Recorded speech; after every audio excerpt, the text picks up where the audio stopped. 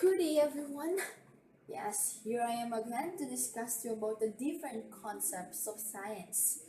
In a world of science, we're encountering different kinds of relationships, and one of this relationship is what we call the symbiotic relationship. And under this symbiotic relationship is the host parasite relationship. In this relationship, the host is the one which is infected and the parasite is the one which is benefited. And in order for that not to happen, the host should have to depend itself from this kind of pathogenic or parasite. So we call the host defenses. The host defenses are multi-level network of innate, non-specific protections and specific immunities referred to as the first, the second, and the third line of defense.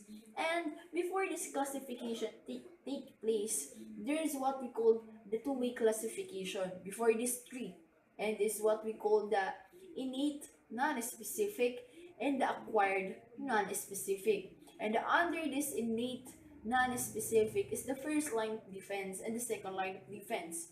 First line of defense is the surface protection composed of anatomical and physiological barriers that keep microbes from penetrating sterile body compartments.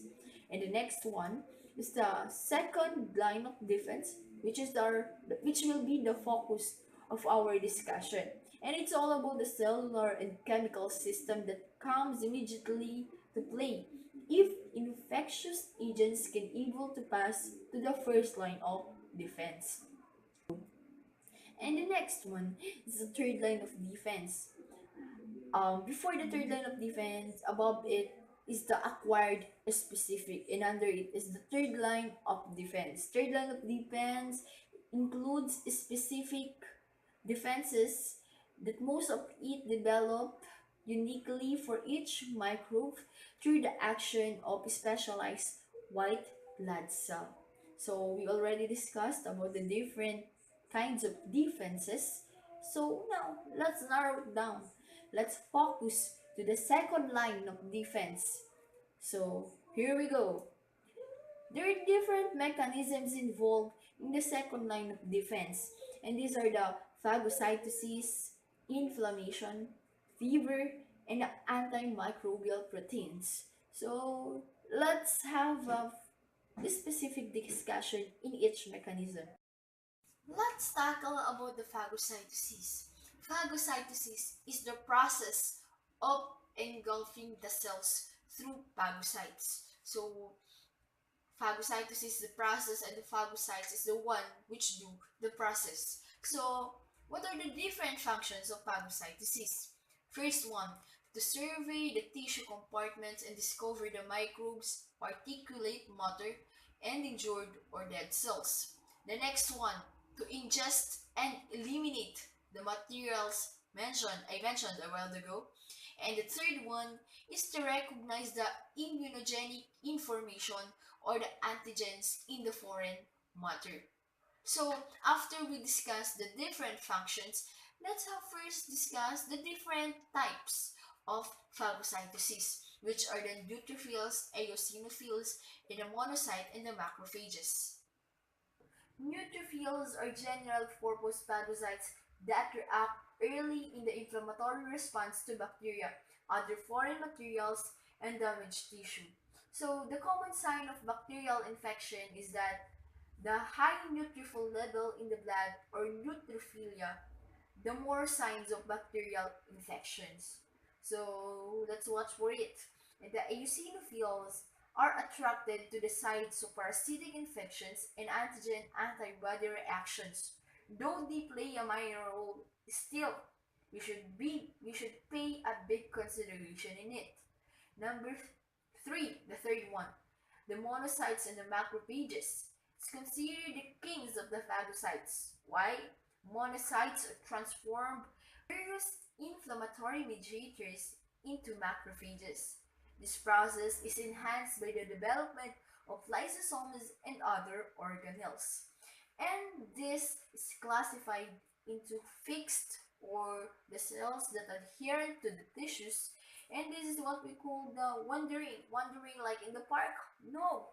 Wandering. Wandering because they are not permanent.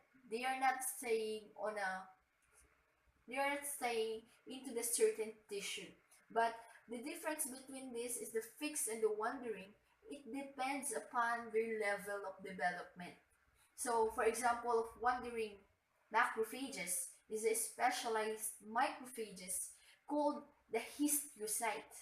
These migrate to certain tissue and remain there for certain period of time. The example of this are the alveolar macrophages, the Kupffer cells in the liver, and the dendritic cells in the skin. But there are studies that there are also called the nomadic cells that they are not staying in a certain tissue. So phagocytosis is not just as engulfment because they also actively attack and dismantle foreign cells with wide array of antimicrobial substances. And this take place through different events. So now let's discuss the different events happen in phagocytosis. And now, we will discuss the different phases of phagocytosis. These are the events. So, first one, phagocyte is attracted to bacteria or the chemotaxis by phagocyte. Second one, the adhesion of bacteria. The third one is the engulfment into phagocytic vacuole. Vacuole is formed in bacteria during engulfment. And the fourth one is the phagosome. A digestive vacuole results. And then the fifth one is the phagolysosome formation. Phagolysosome came from the fusion of the lysosomes and phagosome.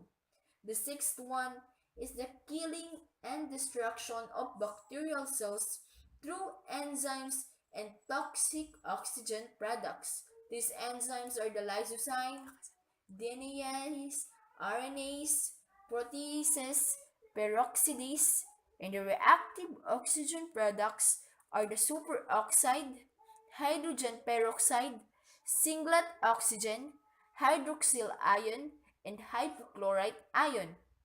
And the seventh and the last event or the phase of phagocytosis is the undigested particles are released or the residual of different debris. And these are the phases Our of first mechanism. phagocytosis. Now let's proceed to the second mechanism of the second line of defense. This is what we call the inflammation. What comes into your mind when you say the word inflammation? Of course, there's an injury, but inflammation in this one is the reaction to any traumatic event in the tissues that appeals in the nice flare of cut scratch, blistering burn, painful lesion, and allergy. When close to the external surfaces, therefore unidentifiable. Unidentifiable Latin terms to be described in order for us not to be confused with the different symptoms of inflammation. The first one is the rubor or the redness. It is the increased caused by increased circulation and vasodilation of injured tissue. The next one is the color or the warmth. It is caused by the heat given off by the increased flow of blood.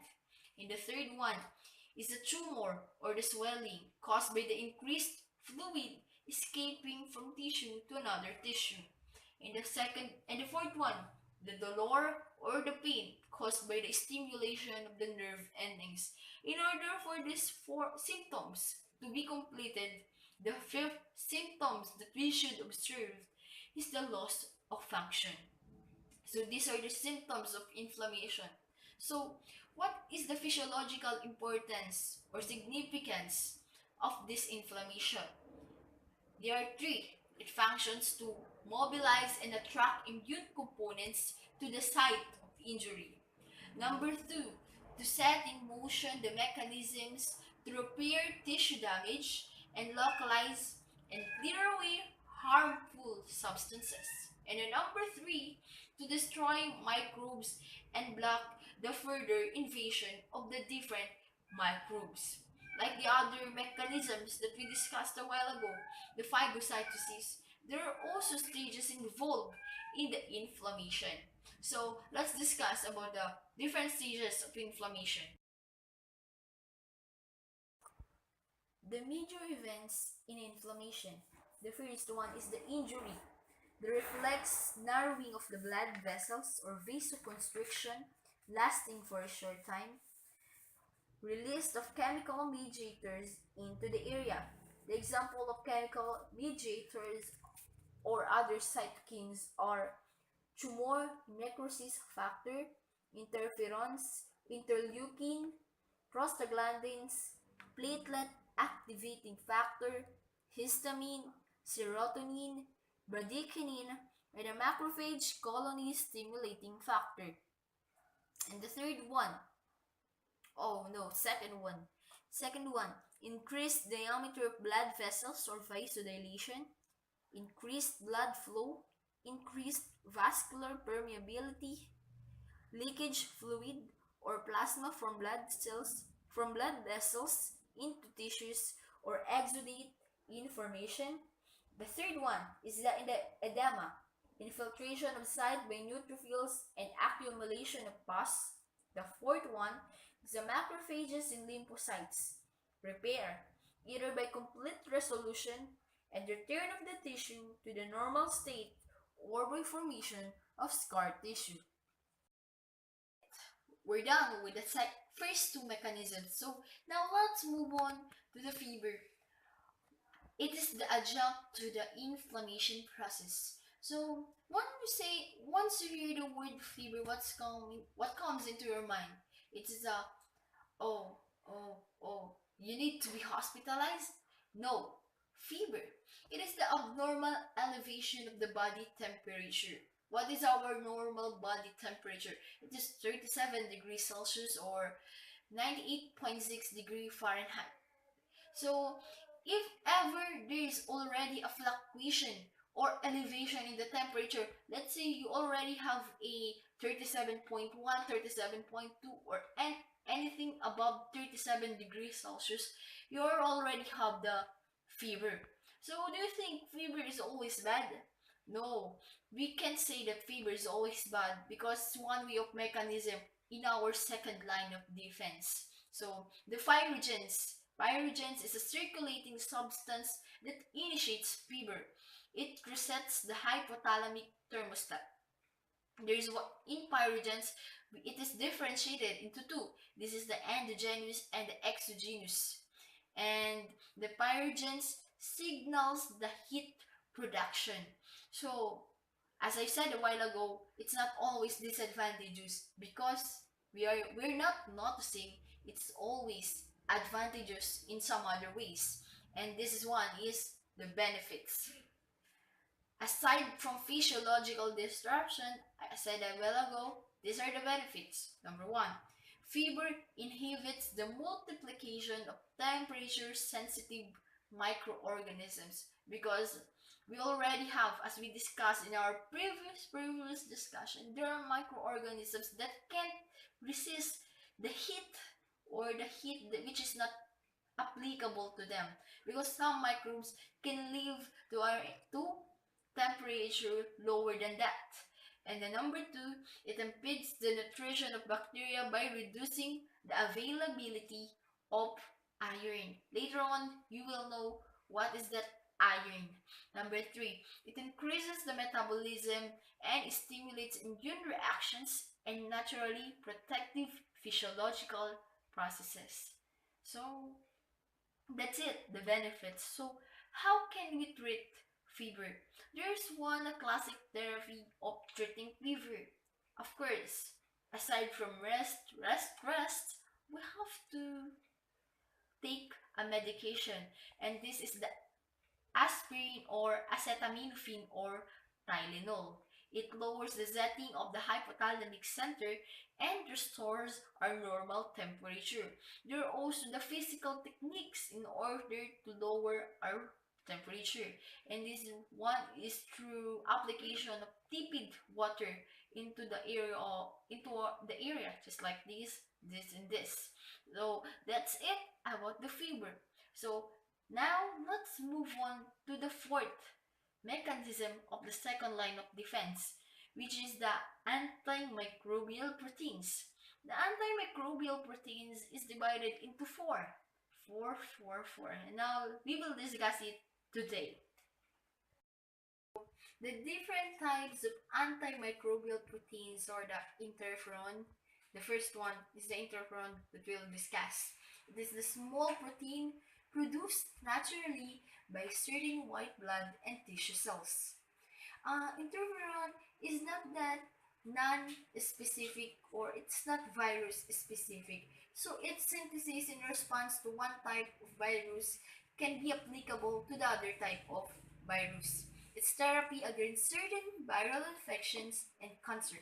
There are three types of interferon: the interferon alpha, the interferon beta, and the interferon gamma. Interferon alpha and interferon beta are the product of many cells including the lymphocytes, fibroblasts, and the macrophages, while the interferon beta or the interferon gamma is the product of T cells. There are what we call antiviral infections. These are the inhibitor of the virus produced. So it is the inhibitor of virus. So different laboratories, different scientists and experts try to produce it industrially for the future, for the use of today. Because just today there are many viruses infecting the world. So the next one, complement, named for its property complementing immune reaction, consists of over 30 proteins that work together to destroy bacteria and viruses. Imagine how helpful this complements antimicrobial protein. Understand the complement. There's what we call the cascade reaction. It is the sequential physiological response in which the first substance activates the next substance and activates the next, and so on and so forth until the desired product is reached. There are three different complement pathways distinguished by the how they become activated. The, so they are different from each other on the process or on the medium on how they are activated.